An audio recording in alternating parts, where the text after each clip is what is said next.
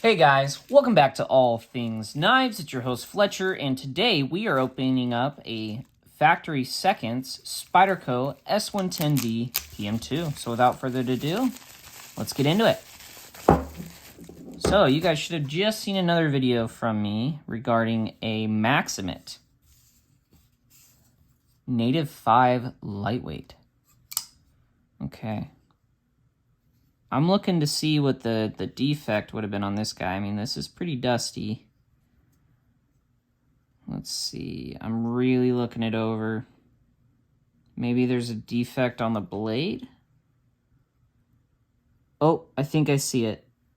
Yeah, there's a scratch on the blade right there, which I do not personally give anything about, so that is more than fine. Heck, sometimes when I even sharpen my knives, they get scratched, so... But, oh, dang, that one didn't pull off right away. Let's see if I can get it on the other side.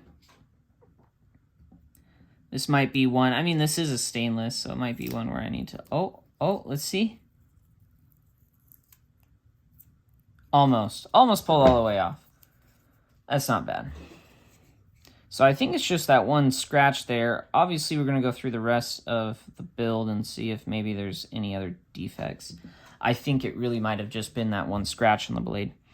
Spyderco is pretty particular about their finishes, and that's pretty, you know, it stands out, but personally, I wouldn't have had a problem buying this.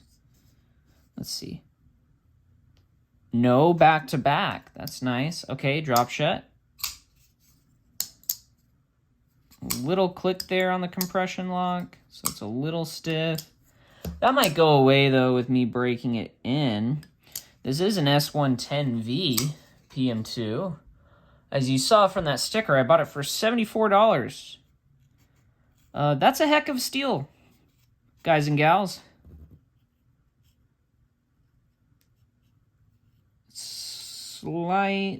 Slight burr on this side. I think that could probably be stropped out. S110v tends to like not to be as polished. At least from what I've seen, it likes taking those really toothy grits. Oh, not quite. Hold on. There we go. Flicked her out. Let's see if I can do it with my left hand so you guys can actually see it. Not quite. I think a little bit of gunny lube would go in there just fine. I do like this really deep lurple. It looks way better on the G10, holy cow, than it does on that like FRN plastic that I had on that UK PK. I really like that. It's changed too. I used to have an S110v PM2. Way back. You guys probably seen it on the channel, but that I bought second hand. So not a factory second, but second hand. So it had a previous owner, and it was an older one. So this one is a, you know, current production S110V. It just looks like they chingaderaed the blade a little bit. So to my Spanish speakers in the audience, you know what I'm saying. It really looked like that is it, because centered, so you see that, centered, no wobble, scales feel normal, normal clip, that's a pretty stiff clip, but, I mean, this should be your standard run-of-the-mill PM2, there shouldn't be anything else wrong with it, at least from what I'm seeing here. Feels pretty good, slight burr from the factory edge, but to be expected, TBE. Action feels pretty good. Yeah.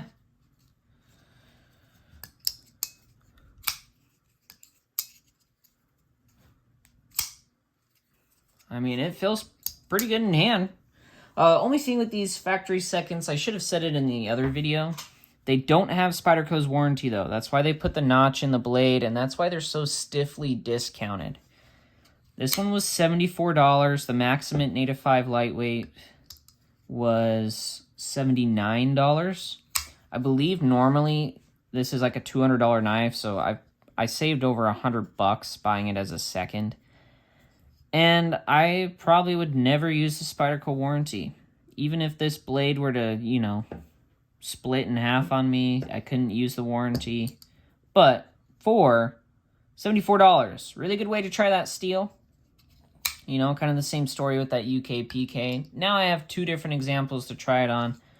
I don't believe I saw any Para 3 S110Vs on that factory sale. Otherwise, I probably would have gone with them. I do really like the PM2. It is a great knife. I've been carrying one in 15V.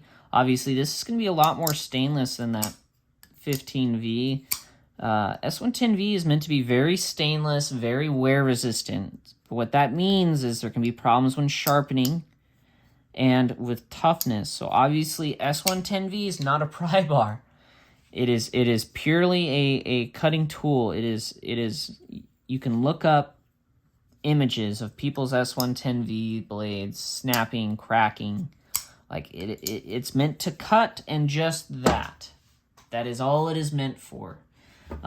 It's not going to be a steel that's going to strop well or anything like that. It's meant to kind of chip away as the edge degrades, so that you can maintain that cutting ability and expose a little bit more of that carbide. I believe, from what I remember, this has a lot of niobium and vanadium carbides in it. I'm not sure what the chromium percentage is in this, or if they add any cobalt or anything to basically enhance any of the other properties of any of the other alloying minerals and elements in the steel. But I do know it's not a pry bar. Definitely don't want to use this as a hard use PM2. This is you got a lot of stuff to cut. This is what you grab, and it's going to do it well. Hope you don't hit any staples or anything like that. This will chip. Definitely wouldn't do any of your higher, more acute edge angles on S110V, just because you need the edge stability. I mean, it already has pretty good edge retention. I would be curious what the HRC on these were. I think last I heard they're around 61. So it's not bad for stainless steel. I'm sure you could get it higher. I'm sure Spyderco's concern, though, is because it is such a, like, it's not going to be super tough, right? It's not going to be anywhere like your crew wears. So I'm sure they're trying to find a balance between having a really good performing steel edgewise and then having something that's not going to just fracture on you and chip away or break. Because Spyderco knows who uses their knives, the kind of people that use their knives, and they kind of have to find a happy medium in between, you know, squeezing every ounce of edge retention and making a really hard steel, and then making a steel that's just going to chip a lot and have a lot of problems for people who are using them pretty hard. So I will be excited to see how this performs, though. I really will be. And I hope it performs well. I don't know when I'll be able to do an S110V review. I think I'm going to do a couple of budget steels after the 15V, just so I can get a couple more out, you know, more regularly video-wise. And so maybe after I do a couple of those budget steels, it'll be fun to switch over to something like this. So as always, guys, thank you so much for watching. If you like the video, go ahead and hit that like button. If you aren't subscribed, go ahead and hit that subscribe button. And if you want to know when more videos like this get posted, go ahead and hit that notification bell. As always, guys, thank you so much for watching. And don't you forget to stay sharp.